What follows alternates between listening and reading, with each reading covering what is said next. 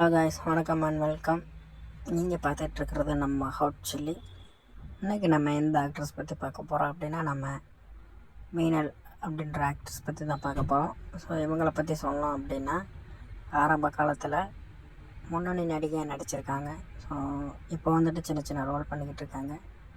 So முன்னணி நடிகை நடித்த படங்கள் அது வந்து சரியாக ஓடலை ஒரு 2-3 படங்கள் தான் நடிச்சிருக்காங்க. அந்த படங்கள் எதிர்பார்த்த அளவுக்கு இல்லை. ஸோ பெரிய பட்ஜெட் படமெல்லாம் ஒன்றும் நடிக்கலை, சின்ன சின்ன படங்கள் தான் நடிச்சிருக்காங்க. ஸோ ஸ்ரீலங்கன் மூவியில் நடிச்சிருக்காங்க.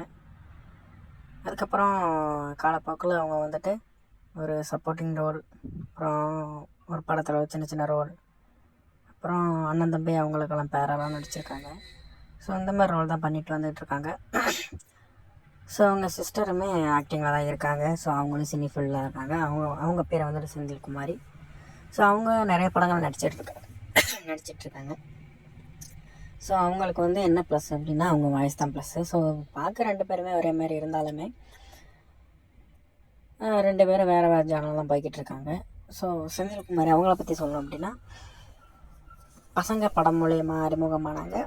ஸோ அவங்க வாய்ஸ் தான் அவங்களுக்கு வந்து ஒரு ஸ்பெஷாலிட்டியே.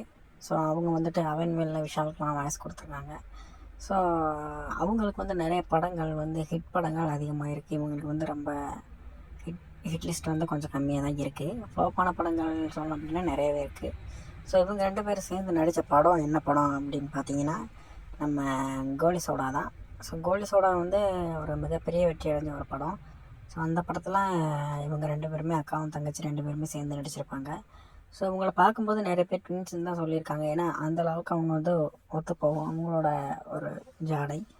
ஸோ ஆனால் வந்துட்டு வாய்ஸுமே அதேமாதிரி தான் இருக்கும்.